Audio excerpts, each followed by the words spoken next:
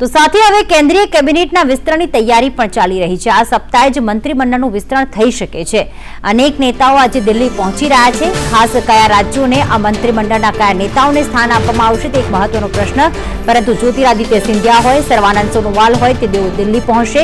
સાથે જનતા દળ યુનાઇટેડના અધ્યક્ષ આરસી સિંહ પણ આજે દિલ્હી પહોંચશે।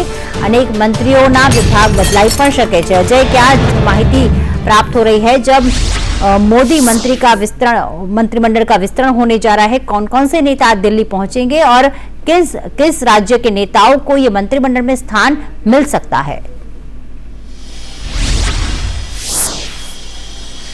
देखिए, सबसे बड़ा सवाल यही है कि 2 साल मोदी सरकार के दूसरे कार्यकाल को हो चुका है। ऐसे में क्या जरूरत है कि जो कैबिनेट का रिशफल हो? उसके पीछे 3 कारण मुख्य रूप से बताए जा रहे हैं। एक तो ये कहा जा रहा है कि मोदी सरकार जो केंद्र सरकार की सत्ता में आई है उसमें कई सारे लोकल सहयोगियों का गठजोड़ रहा है। कई सहयोगी फिलहाल नाराज चल रहे हैं और कई नए सहयोगी बनते हुए दिखाई दे रहे हैं। तो ऐसे में उनको कैसे सरकार के साथ एडजस्ट किया जाए, ये मोदी सरकार के लिए एक बड़ी चुनौती है। और साथ ही साथ मोदी सरकार के दूसरे कार्यकाल में कई सारे ऐसे मंत्री हैं जिनका जो कामकाज है वो बेहतर नहीं है। और पिछले दिनों प्रधानमंत्री नरेंद्र मोदी की अगुवाई में मंत्रियों के कामकाज को लेकर के चर्चा हुई थी, उनका मूल्यांकन हुआ था। तो इस आधार पे कहा जा रहा है कि कई सारे मंत्री ऐसे हैं जिनका परफॉर्मेंस अच्छा नहीं है, उनको हटाया जा सकता है। वहीं पर तीसरा कारण जो सबसे बड़ा बताया जा रहा है कि कई सारे मंत्री ऐसे हैं जिनके पास 4-4, 5-5 मंत्रालय है और 4-5 मंत्रालय में कोई तालमेल नहीं है। ऐसे में एक ही मंत्री 4-5 मंत्रालय को अच्छी तरह से सहेज नहीं सकता है। जिसमें मुख्य रूप से बात करें तो पीयूष गोयल का नाम आता है, हरदीप पुरी का नाम आता है और इसी तरह नरेंद्र सिंह तोमर का नाम आता है और प्रकाश जावड़ेकर का नाम आता है। इनके पास 4-4 मंत्रालय से ज्यादा है और एक साथ चारों मंत्रालय को संभालना इनके लिए बड़ी चुनौती है। तो कहा जा रहा है कि जो रिशफल होगा उसमें बाकी लोग जो शामिल किए जाएंगे सरकार में, उन लोगों को जगह मिल सकती है। लेकिन फिलहाल की अगर बात करें तो बीजेपी मुख्यालय से 4-5 ऐसे नाम है जिनको फोन गया हुआ है। उसमें पहले नंबर पर अगर बात करें तो सर्वानंद सोनोवाल जो कि असम के मुख्यमंत्री रह चुके हैं, वो फिलहाल असम से दिल्ली की तरफ रवाना हो चुके हैं।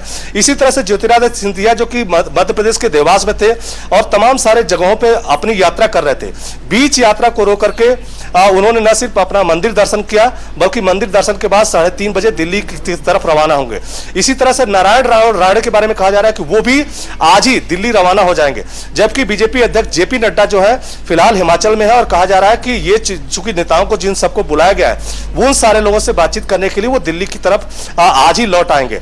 लेकिन जहां तक कैबिनेट रिशफल की बात है तो इसमें कहा जा रहा है कि जिन राज्यों में विधानसभा चुनाव होने हैं उस पर मुख्य रूप से फोकस किया जाएगा और साथ ही साथ बंगाल, महाराष्ट्र और मध्य प्रदेश यहां पर भी बहुत खासे तौर पे फोकस किया जाएगा। खास करके बंगाल में ममता बनर्जी की कुछ सरकार है, वहां पे भारतीय जनता पार्टी से क्लैशेस बड़े पैमाने पे है। तो ऐसे में वहां पर कई ऐसे समुदाय है, खासकर मथुरा समुदाय के, आपको याद होगा जब प्रधानमंत्री नरेंद्र मोदी बंगाल में जब इलेक्शन चल रहा था तो बांग्लादेश के दौरे पे भी गए थे, वहां भी मथुरा समुदाय से मिले हुए थे और खास करके उसके वोट का काफी ज्यादा प्रतिनिधित्व बीजेपी को मिला था, जिससे बीजेपी ने भी बड़ी संख्या में सीट जीती है। तो कहा जा रहा है कि मथुरा समुदाय का भी प्रतिनिधि मिल सकता है।